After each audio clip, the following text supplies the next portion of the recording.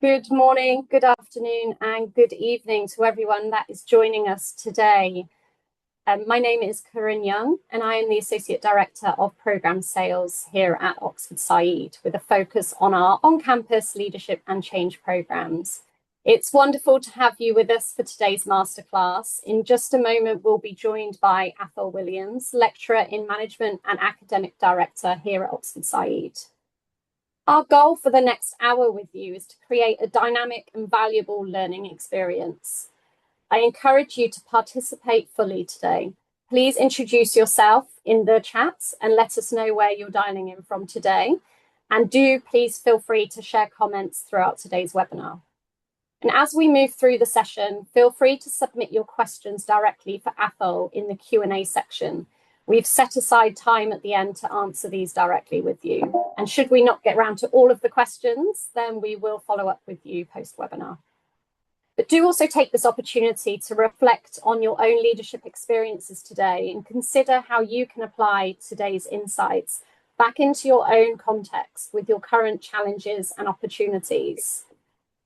So it's my pleasure to introduce you today to Athol Williams, who will be guiding us through today's leadership masterclass. Athol is the academic director of our Oxford Advanced Management and Leadership Programme, which is our flagship executive education 3-week residential programme at Oxford. He lectures in management and is a research associate at Hertford College at the University of Oxford.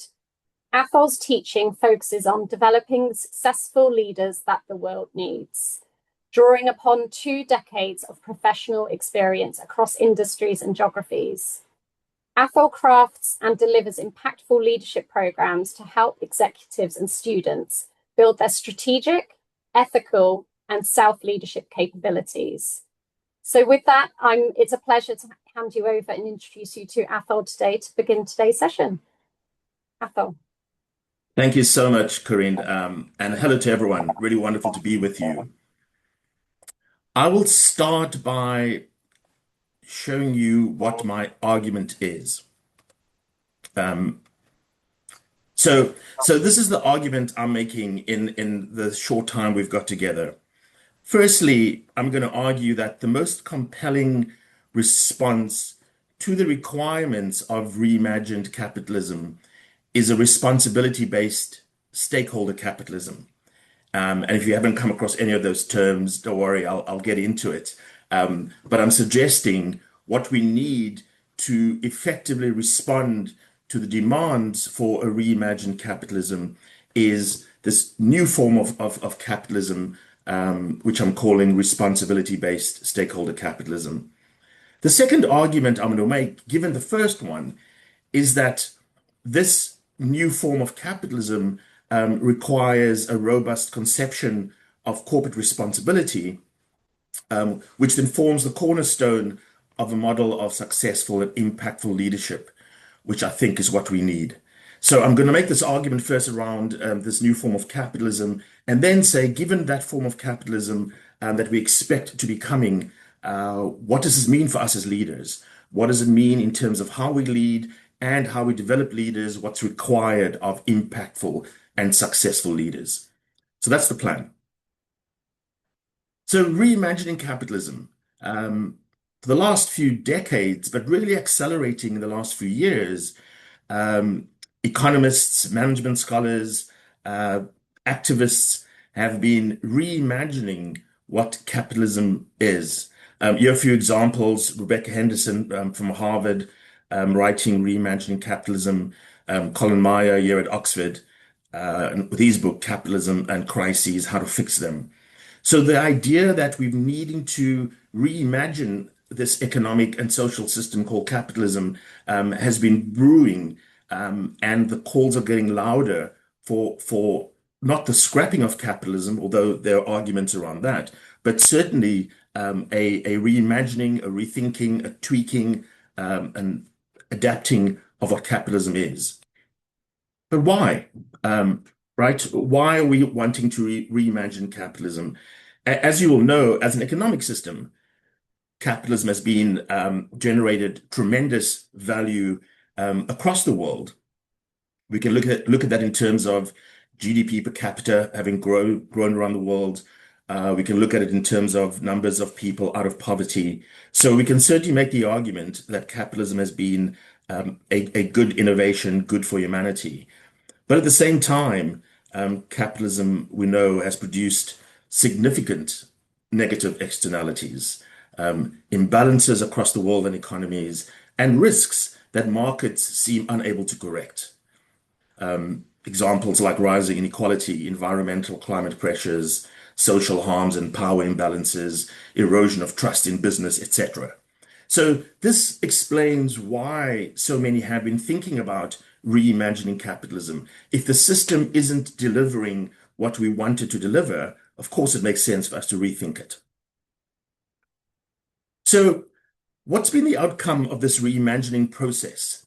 What is it that these thinkers see coming in terms of what capitalism ought to look like to address these major social challenges?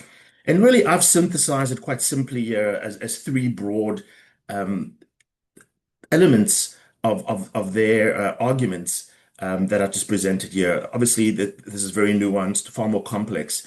But basically, in reimagining capitalism, we are effectively saying we as the participants in capitalism, so corporations, businesses, firms, enterprises, need to serve broader interests than we currently do.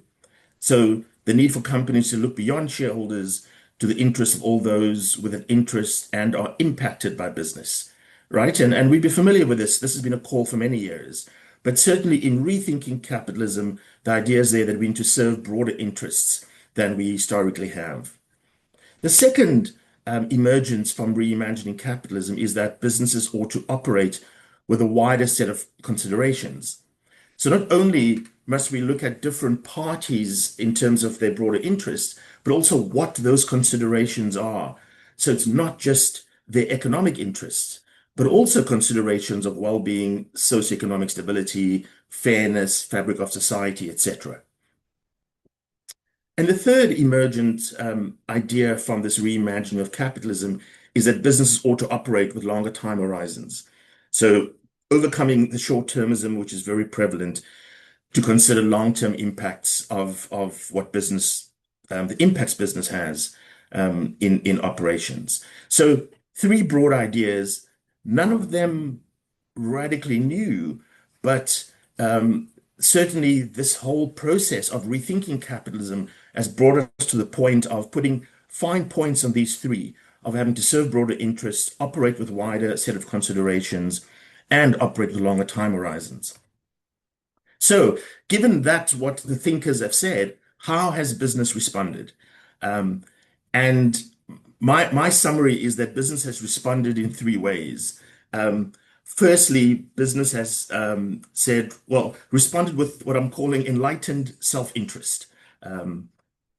So this idea that we can do well by doing good, right? So the response here is, yes, we hear all these challenges and concerns about capitalism, but don't worry about it, because actually we as business can do good. We can solve these social problems, and actually it coincides with what's profitable for our business, so we can actually do well by doing good. So that's been the one reaction to the demands for rethinking capitalism. A second response I highlight here is rejection. That business claiming that business, the business of business is to do business. Leave us as business to get on with generating profit, and leave all these social challenges to other actors in our economies and in our societies. Leave us to kind of get on with business. And then the third response, as I synthesize it, is what I'm calling reflective reorientation. This is where businesses are saying, well, we agree something needs to change. And so let's think about being values driven, perhaps, or let's call ourselves mission driven. And then the one I will focus on is purpose driven. And the idea is we're operating at a higher level. We've got higher level interests than purely profit. And so we'll be purpose driven.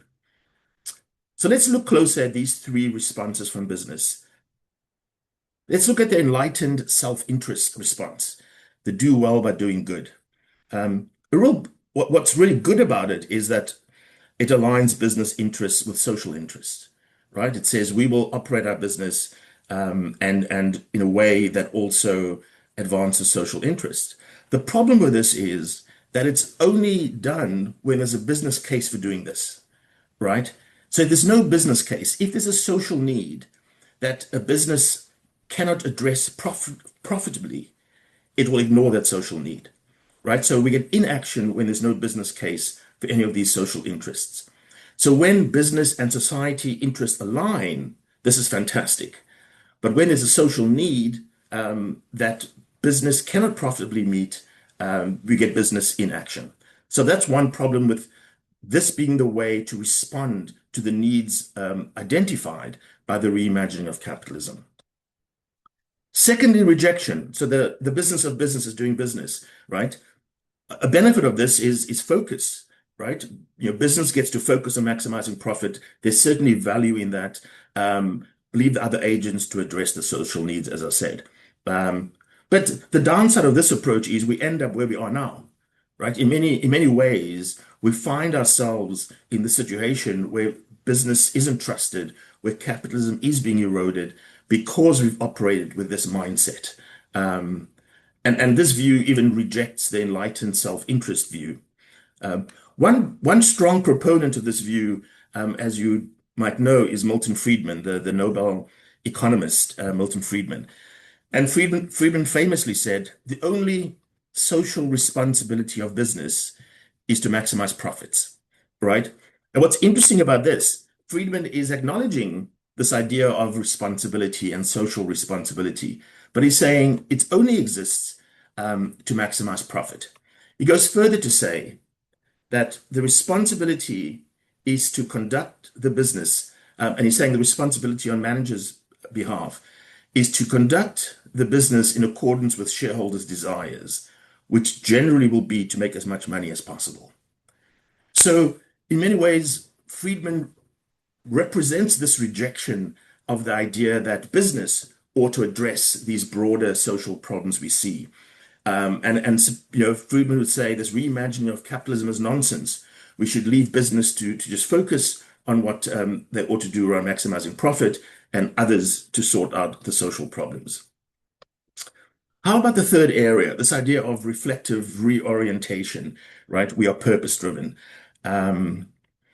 What's encouraging about this approach is that business is considering its role in society and thinking beyond profit and self-interest, right? We are beginning to consider our actions more broadly, think about our values, think about what purpose drives our business. But my view, and this is a view that I often end up in debates with colleagues around, is that this idea of purpose, often the definitions are unclear or vague. They're often mostly self-serving. So again, we'll define this purpose or this mission in a way that might address some of these social concerns, but still drive self-interest. My biggest challenge to the purpose focus is that it is subjective. So companies can choose and revise their purpose at will. And you see this over and over again with companies starting out saying, we are going to be purpose-driven. We are not going to harm the environment. We are not going to be involved in human rights abuses. Really grand statement. And then economic hardship comes, or there's some disturbance or disruption in their business, and they then revise their purpose. So here's a bunch of articles from prominent journals, Forbes, Harvard Business Review, etc., talking about corporate purpose. And notice the language here. So there's a language around how to build your corporate purpose. So it says you get to choose what your corporate purpose is, crafting your purpose, creating your purpose, building a strong purpose, excavating your true purpose. And the difficulty with this, I'm suggesting, is its subjectivity. If we are wanting to address some of these social concerns and social ills, we need a bit more than just this subjectivity and the fact that businesses can choose their purpose at will. There's an interesting statement from a study of 60 companies and their purpose statements, mission statements, etc., which I'll just read out. It will be on the screen, obviously, for you to read as well. The fact that there is no statistically significant difference among mission, vision, and purpose statements is noteworthy. If purpose statements do not differ from mission or vision statements, they become watered down and lose their power, appearing more like empty words. This could be a problem for purpose-driven companies, as several of them have already been accused of purpose washing, meaning that stakeholders perceive an ingenuine use of the term purpose. And you look at purpose statements of some companies, very prominent companies, Biffa, which is a waste management company in the UK, their statement is to change the way people think about waste. Tesla, to accelerate the world's transition to sustainable energy. Patagonia, a great example of a purpose-driven business to save our home planet. So my view here is these are admirable, these are desirable in terms of corporate behavior, but they do not address the behaviors that we are being pointed to by those reimagining capitalism. So a great step forward, but still fundamentally for Tesla, for Biffa, when there's some social need that arises that might not coincide with what makes a good business case for them, they will stay away from it. One possible way of addressing this is to turn corporate purpose away from being a subjective aspect of business, but an objective one, right? Can we get some way to a decree around what corporate purpose ought to be? What's the real corporate purpose? Get that into law, into company law, and so we can then say companies operate according to that purpose, not in this way that we are currently picking and choosing our purpose. Mia Nasha at Harvard Business School proposes that the purpose of the corporation could be that it allows members of society to meet their wants and needs by coordinating labor and capital in the production of goods and services. Now, it's an interesting articulation of purpose, which I quite like, that says businesses exist to create solutions for society, to provide products and services and solutions to meet the needs of people, and doing so by coordinating labor and capital. I think it's a great description of purpose. But again, I'm suggesting it's not obvious how the major challenges that have been raised by those reimagining capitalism can be addressed. If the major challenges are around these broader considerations, about these broader interests, about making more long-term investments, this doesn't seem to capture it or address those concerns head on. Another interesting development has been around stakeholder capitalism. And the idea here is that the company has this suite of stakeholders, all those parties who are either impacted by the activities of the company or who have an interest in the company. And so here it places shareholders among the many other stakeholders. So you'd have shareholders, but you'd also have suppliers and customers and creditors, broader society, the managers of the firm, the employees of the firm, the community where the firm operates. And so this idea of stakeholder capitalism says a successful business, a good business strategy, an ethical business is one that considers all of these, the needs and interests of this broad suite of stakeholders. Some might even argue we need to add biodiversity to this mix as well as the broader environment. And this has a certain appeal because it does then address that question around broader interests and broader considerations. The real difficulty with this approach is that we often don't have the criteria for making the decision. So how do I make a trade-off between what society wants and what my shareholders want? How do I make a trade-off between what my employees might want, what my customers might want? And so this language of consideration is useful. It brings all of these stakeholders into the boardroom in our strategy discussions, but consideration isn't enough. If again, fundamentally, we are leaving companies to consider purpose as voluntary, as something they can decide, it then allows them to decide how they're going to make these trade-offs as well. And so again, in thinking about this coming wave of reimagined capitalism, stakeholder capitalism itself might be insufficient. So what I've done so far is I've painted this picture of what reimagined capitalism might look like, what its requirements are going to be of business. I've then given a quick run through of some of the responses by business to those calls. And I'm generally saying the responses have been getting better as we go over time, but still, in my estimation, fall short of what we might require. What might be a way to proceed? I'm suggesting, well, this slide just is sort of what I just said. No wonder leaders are confused, right? Because we're throwing all these things at them. So it's not clear what is required of my company to address the major challenges. How do we trade off the numerous demands? What should my CSR strategy be? What should my purpose be? And I'm suggesting we need a sound, reasoned, objective way that for business to respond specifically to these needs. And to do this, I'm suggesting this evolution of stakeholder capitalism, an enhancement of stakeholder capitalism, where the criteria companies use and leaders use to make those trade-off decisions is based on responsibility. And here, of course, I'm talking about moral responsibility, a justice responsibility that corporations bear. And I'm centering this responsibility based on the contracts that companies have. Let me just run through that.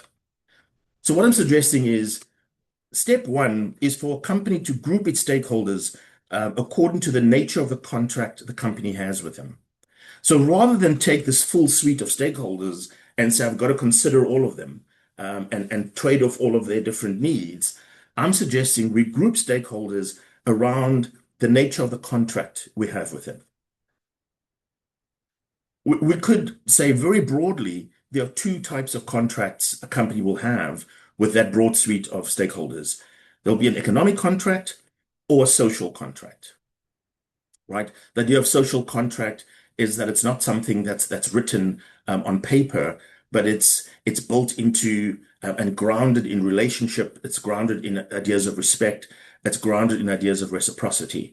We see a social contract, for example, between citizens and the state, where the state, citizens grant power to the state, grant influence to the state over our lives, but in return, we expect the state to provide services for us, to provide protection, security, etc. So there's a reciprocity between the state and us, and that's captured in this idea of a social contract, unwritten, but understood. Economic contracts are ones which are written in contracts in law, where there's the requirement for provision of a service or product in return for payment. I'm suggesting these economic contracts could be either direct or indirect. A direct economic contract would be one we'd have with our shareholders, our customers, our employees, our suppliers, our creditors. Note how those are all stakeholders with whom companies typically enter into contracts, right? We'll have contracts with our employees, with our customers, with our suppliers, typically, especially in B2B with our customers. And there are indirect people involved in those contracts. Examples might be parties in our supply chain. So I buy a product from a manufacturer, but I know further down the supply chain there are other agents, parties, individuals, companies in that supply chain. So I'm suggesting there's some economic relationship I have with those parties in the supply chain, even though it isn't through a direct contract. There could even be secondary customers. In many businesses, we sell to an intermediary who then sells to the end customer. And so who do we consider as our customer? The intermediary or the end customer? And here I'm suggesting at least we need to be considering that end customer as a indirect, having an indirect economic contract with them. The social contract idea is, well, with communities, with society, with current and future generations. So I'm suggesting we take all of those stakeholders, and rather than treat them as this cloud of stakeholders, is we begin to chunk them up into these three broad categories. direct economic contract, indirect economic contract, and then social contract. Once we've done that, step two would be then to derive the responsibility we owe to these stakeholders on the grounds of the contract we have with them. What I'm suggesting is that our responsibility as a company changes depending on the nature of the contract. So the responsibility we have to a particular agent might be either economic, it could be ethical, it could be social, or it could be a justice responsibility. Justice responsibility in this case is something that it's not an obligation, it's a requirement of justice, typically to avoid or prevent harm and to engender fairness. So if I combine those two, on the left-hand side, the vertical axis, the three different types of contracts, or the parties within those three different types of contracts, and the different types of responsibilities. And I don't have the time to go and justify each of these judgments I've made. But for now, it looks like on this analysis and this approach, we could say that corporations bear responsibility to meet economic expectations while operating ethically with those with whom they've got direct economic contracts, right? So this should be no surprise to anyone, right? That so with my customers, that's an economic relationship I've got because of this economic contract. I ought to take seriously my economic responsibility, deliver against that economic responsibility, and do so ethically, right? i.e., not cheat, deliver what I promised, etc. To those those parties with indirect economic contracts, so people or parties in my supply chain, this analysis suggests that we don't owe an economic responsibility to them because our economic responsibility is owed to those with whom we've entered a direct contract. But we do owe an ethical responsibility to those in our supply chains or our second order customers, such that their treatment, the conditions under which they work, still have some bearing on how we operate, and we still bear some responsibility for those conditions. And I'm suggesting that those broadly within the social contract, i.e., broad society, we owe a justice responsibility to, that of ensuring that there's institutional fairness, that no harm is done. Note what this analysis says about social responsibility. If we work through this analysis, it suggests that if we define social responsibility as corporates needing to contribute to social upliftment and contribute to social development, this analysis says corporations have the economic and ethical responsibilities and justice responsibilities to those mentioned on the left-hand side, but none of this vague, broad, optional, voluntary social responsibility stuff. So this idea then of the demands of reimagined capitalism and this responsibility-based stakeholder capitalism, how does it stack up against the requirements I mentioned earlier of reimagined capitalism? Well, I think the responsibility-based approach makes it explicit what commitments companies owe to all stakeholders and to broader society. I'm not saying it's simple to determine the quantum of that commitment, but at least we can identify when a company owes something to a customer, when a company owes something to society, when a company owes something to people down the supply chain, something that just talking about enlightened self-interest or just talking about being a values-driven company doesn't necessarily drive towards, certainly as a responsibility, something that's an obligation. The responsibility-based approach also identifies ethical and justice responsibilities, and these are distinctly beyond profit. Where this approach becomes quite demanding is it would argue that if a company bears a responsibility to an agent, it ought to meet that responsibility regardless of the cost to the company. And this is the idea of obligation, right? We're saying this is not optional. if you've harmed a community, if you've poisoned a river that's then caused massive health concerns or health damage to a community, we can't leave that to a company to be optional whether they address that or not. This model says the company bears a responsibility that's non-optional. It's an obligation for them to address that. And the idea of justice responsibility includes requirements for justice for future generations. Now, importantly here, the way I conceive of this idea of justice responsibility for future generations is it's in that context, I argue that companies bear responsibility for how they treat the environment, how they deal with climate change, how they deal with degradation of biodiversity. We've struggled to ground that responsibility, and I'm seeing it as a responsibility not to the planet per se, but a responsibility to future generations of people who would want to have the planet in a state in which they can live rather than us destroying it today. So I suggest that this responsibility-based approach offers clearer mechanisms, not necessarily simpler, but clearer mechanisms by which companies can deliver on the requirements of reimagined capitalism. So what might Friedman say about this, right? If Friedman was alive and he heard this presentation, what might Friedman say? And people would say, well, Friedman would want to kick me out of the building.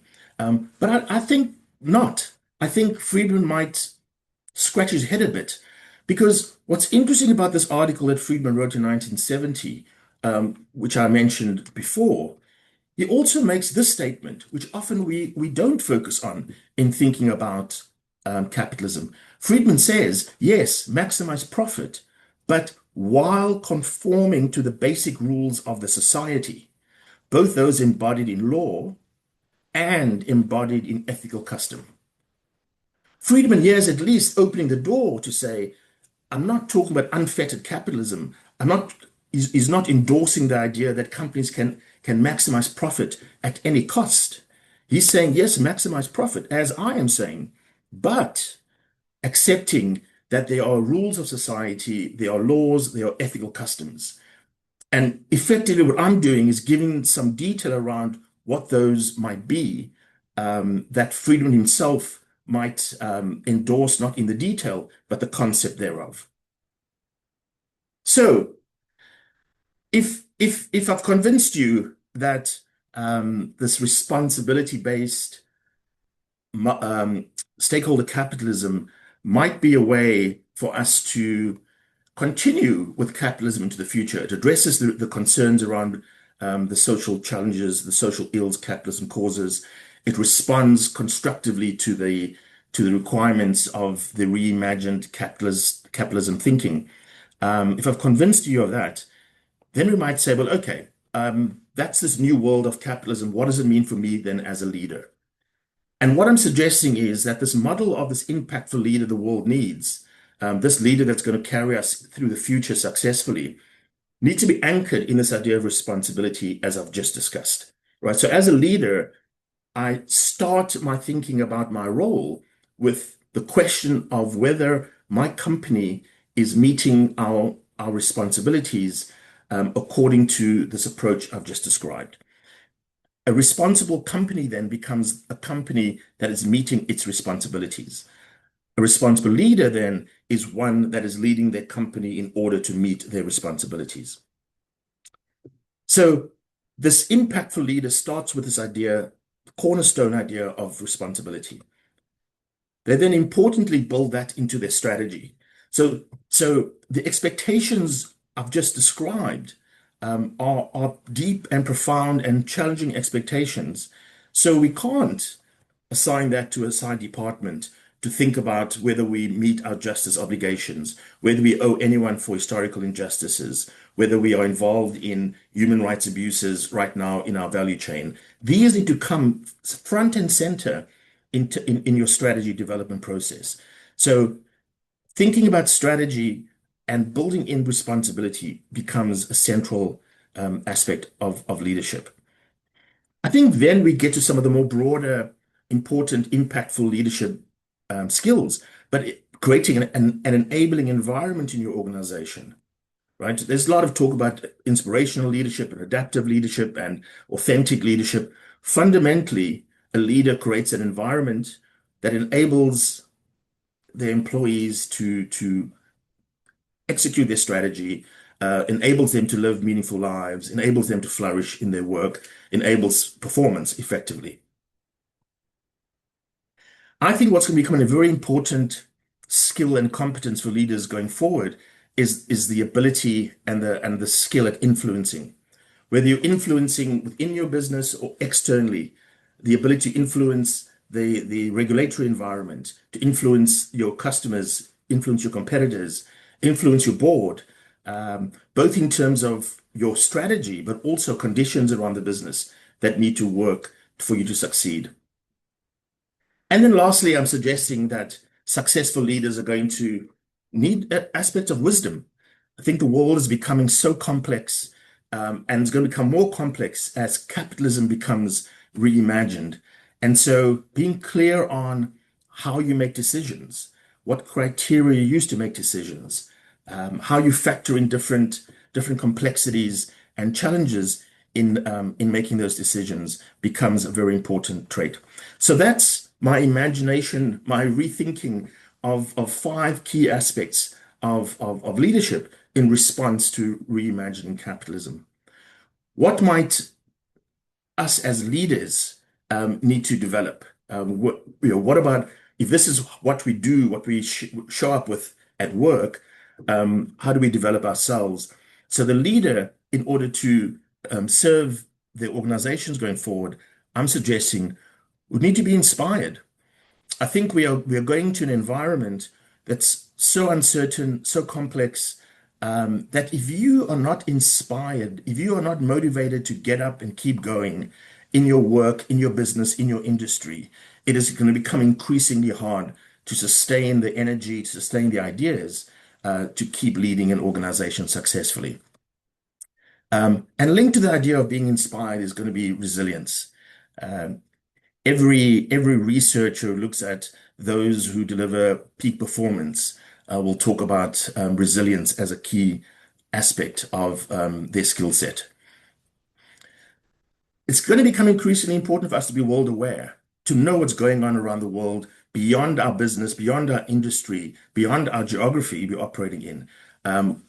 The world is so interconnected, as you all would very well know, that the more we are investing in knowing what's going on, not only will this offer us business opportunities, but it also will keep us wise to some of these social, political changes that are coming that would allow us to anticipate them and build them into our strategy.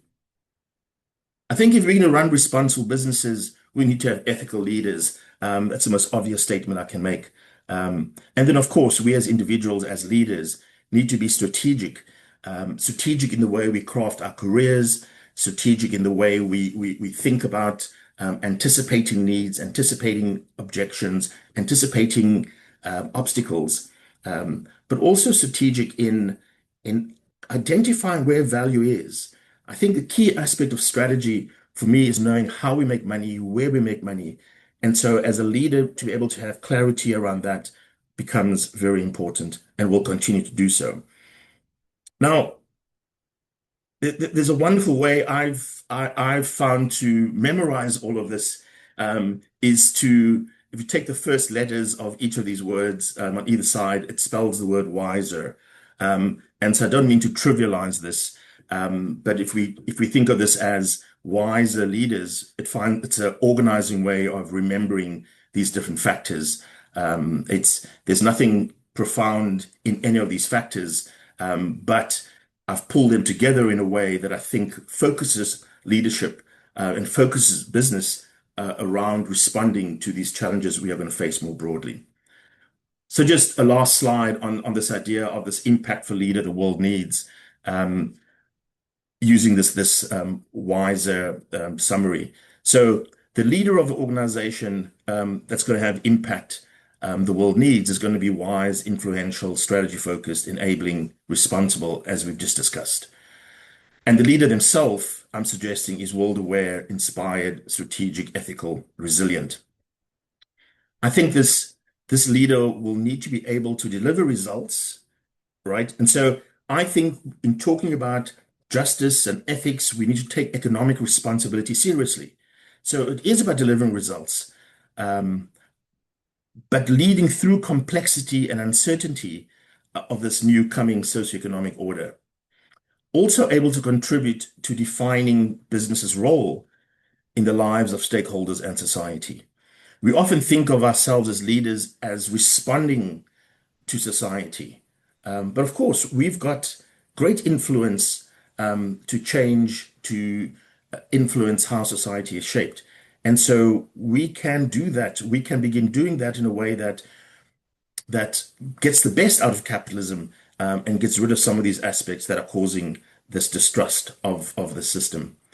And then in terms of the leader, my summary is, motivated to personal success and impact, informed and equipped to navigate organizational complexity and fluidity, and to be an exemplar of character that organizations need for success and the world needs from organizations.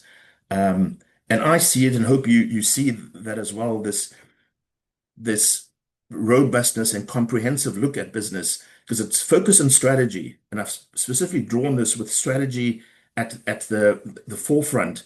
So business will continue to be driven by strategy, but what the content of our strategies are is going to importantly change. And therefore, our ability to influence its execution and provide enabling environments for execution become important skills for leaders. So, just to recap my argument, I've made this argument very quickly that in order to respond to reimagined capitalism, a compelling response is this responsibility-based stakeholder capitalism, which I've tried to present very briefly. I've also argued that a robust conception of corporate responsibility forms the cornerstone of this model of successful and impactful leadership in the coming world of reimagined capitalism. Just in closing, I want to spend just a few points on how we at Oxford are tackling these challenges. How do we think about this, and what are we doing about it? So we know that business already faces immense complexity and challenges, as I've said. We also know that the coming reshaping of capitalism is going to exacerbate this complexity and multiply the challenges. And to succeed, these changes will require senior executives like yourselves with advanced leadership capabilities linked around ideas of foresight into mega trends, enabling heightened levels of performance from shape-shifting organizations, new levels of personal motivation and resilience, etc. And so this is our focus, designing programs to address exactly these leadership challenges. Certainly for the Oxford Advanced Management and Leadership Program, this is where our focus is. And this program is distinctive and uniquely Oxford in that it not only prepares executives to cope with this growing complexity, but enables leaders to thrive in it. And so you can tell my passion for this, my excitement for this, because I think there are ways for us to not only embrace complexity that everyone talks about, but also get through it, shape it, so that we can thrive as individuals, being successful in business, but also making the positive impact on society that is so desperately needed. So our program supports personal and organizational success, as I've said, and contributes to leaders rising to the challenges facing our world, thus giving us this mission of preparing impactful leaders the world needs. And on that note, I will end and hand it over to Corinne for any questions that might be. Thank you, Corinne. So much, Athol. That was truly insightful. So thank you for your time today. And we've had lots of great questions coming through the Q&A. So thank you so much for those and for the engagement within the chat today.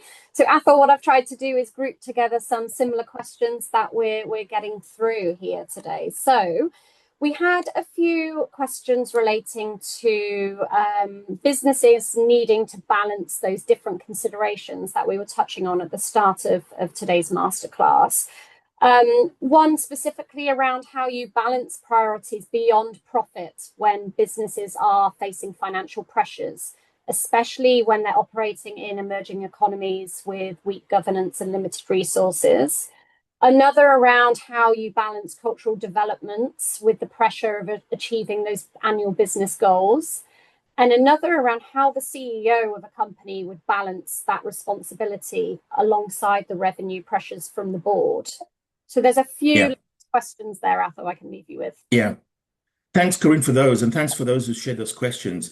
This idea of balancing is, I think, one of the hardest parts of this way of thinking about business. In many ways, it's so simple to say, let's drive towards the bottom line, and everything else falls in line. So a few reactions there. I think if you're operating in an environment, especially emerging economies, where governance is poor. It's poor around human rights. It's poor around environmental protection, and and you're saying, well, I'm going to operate within the law, which is often what companies say, because it's very admirable and noble to say, well, I'll go everywhere I do business and I'll operate within the law. I'm suggesting that this model of justice would require that you not in the first place change your operations, because I can understand the CEO pressures, responsibility to the board. But as a company, you can begin influencing. So using our eye of the wiser model, influencing, you can begin influencing the local environment to begin to change and strengthen those institutions to enforce human rights or environmental protections, whatever the case may be. So we companies use their power in many different ways. And if you're a large corporation, multinational, working in a small emerging economy, certainly you've got the power to begin to strengthen their institutions. So that might be the requirement of justice, to strengthen those institutions. So it's not a trade-off then between profit and doing the right thing. The right thing comes about by strengthening the institutions in that environment. I think there's a thinking at the extreme that says, well, I'd love to do this. I'd love to care, let's say, for human rights, or I'd love to pay people a fair wage. But I've got these financial pressures, right? We've got to understand that explicitly we are making a trade-off there already. We are saying, when we ask that question, we are saying that profit is more important than lives, than the lived experience of people.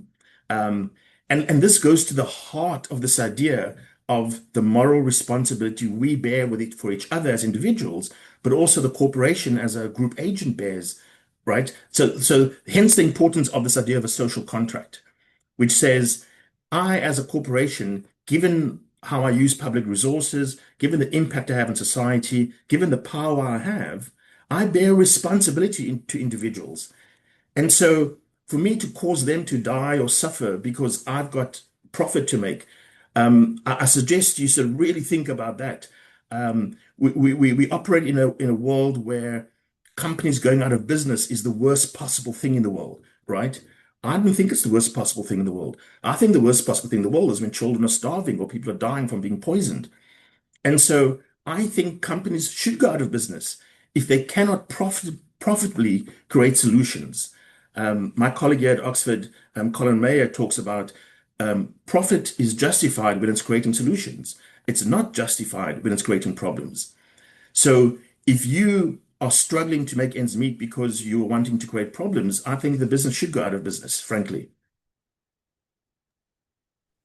Thank you, Athol. We've also had a few questions around corporate social responsibility. So I'll just read a couple of these key ones out to you. So how can we ensure that corporate social responsibility and social contracts go beyond legal mandates and remain genuinely meaningful and purposeful?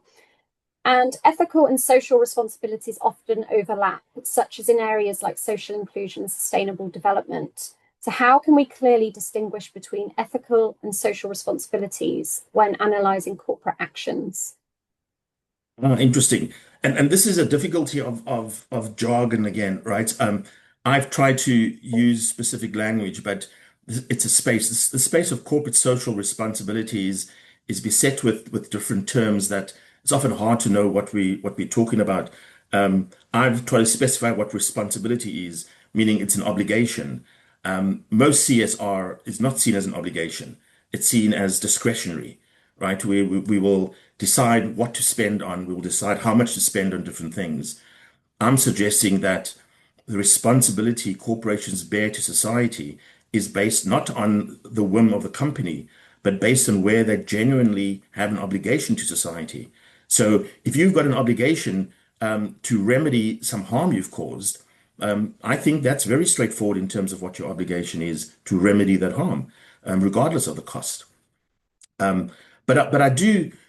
Yeah, I made the comment, and one of the conclusions from my analysis is that companies owe nothing to communities or society in terms of social responsibility. There's no basis for it. It's for me this idea that I must contribute to social upliftment as a pharmaceutical company makes no sense to me at all. And so I agree with Milton Friedman on this, right? But everything a company does is contributing to social value, right? My products, my services contribute to social value. If I'm a pharmaceutical company, the medicines I produce helps society. So, so in that respect, I'd want companies to focus on doing that, not painting classrooms, not building vegetable gardens, because those things are often done for the pretty pictures they can take. And all research shows that who benefits from most CSR are not the communities where the money's spent, but the company and its employees, because they feel good about themselves having taken nice, pretty pictures. And this year they'll do a classroom, next year they'll do a garden, the following year they'll do something else, and not address any of the underlying social issues. So, from a moral responsibility standpoint, I'm arguing companies have an economic responsibility to those they've entered into economic contracts with, and an ethical responsibility to them. Nothing else until we get to a justice responsibility, which says if you have caused an injustice or you're part of an injustice, you owe it to those parties to do something. Nothing in between. And so I would love to see companies scrap their CSR projects, focus on doing their business as well, pay people on time, pay people fair wage, deliver products that don't harm society, and then meet your justice obligations. Thank you so much, Athol. There's a couple of questions around small businesses and small companies as well. One is around what does the responsibility-based capitalism look like for small businesses that make up over 90% of companies around the world? And another person is sharing a concern that small companies are often just trying to survive from day to day. So will these additional demands not push them out of business, as only large companies will be able to meet those demands effectively? Yeah, it's a common question and an understandable question. And part of the source of that question begins to suggest that my moral responsibility changes based on the size of my company, right? And I just have a difficulty with that idea, right? Is I should my responsibility doesn't change. What I can do about it might change as a smaller company, right? So if I'm a small company poisoning a river, my smallness doesn't forgive the fact that I'm poisoning the river, I would think, right?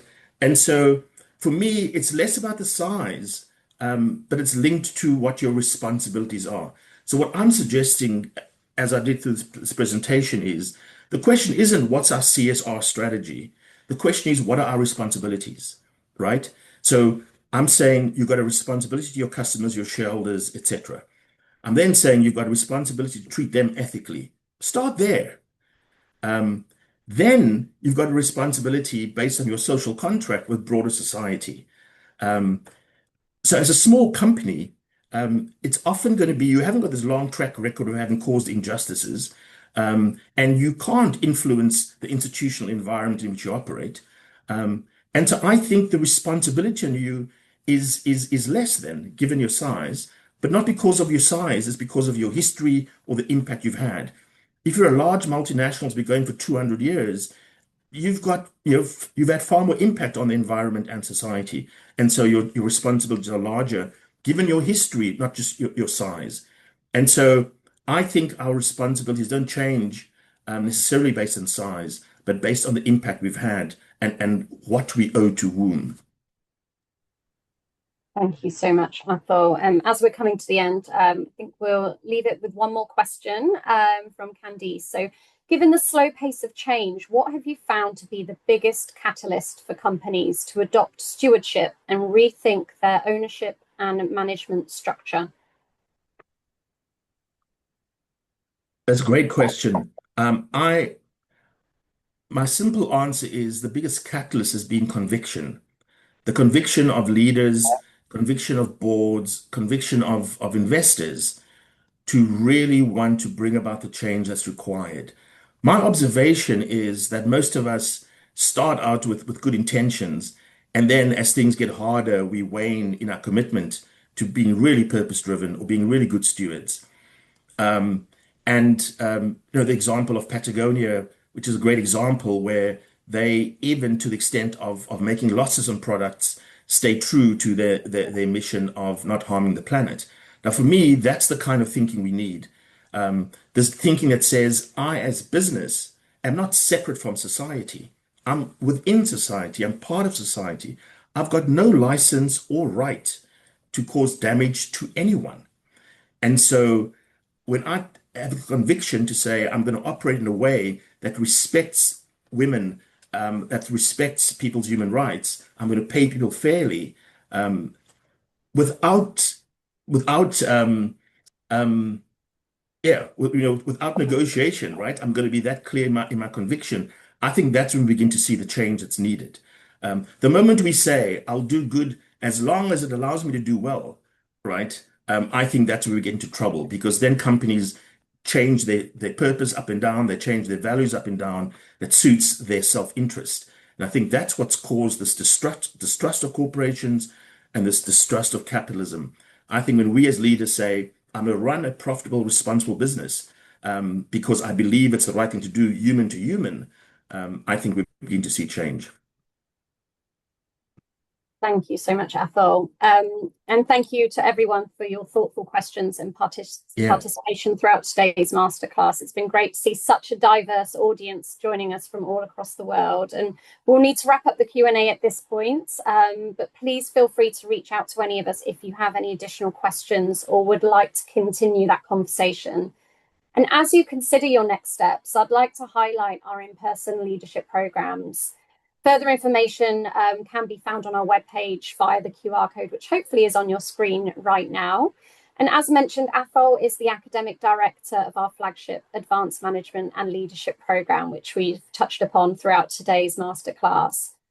This has been an established 3-week residential program, and it's now available in a blended format as well, offering the flexibility for you to engage with a like-minded global community of leaders through 2 separate residential weeks in Oxford, complemented by live virtual sessions in between.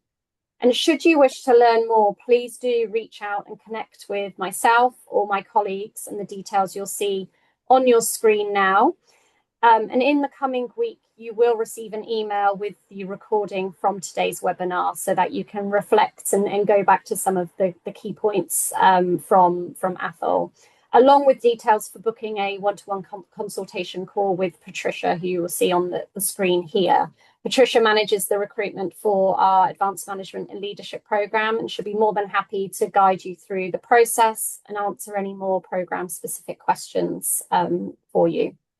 But thank you once again for spending an hour with us out of your busy day today. And we hope that you found the masterclass both insightful and inspiring. And we really hope to welcome you to Oxford in the near future. So thank you once again, and I hope you enjoy the rest of your day.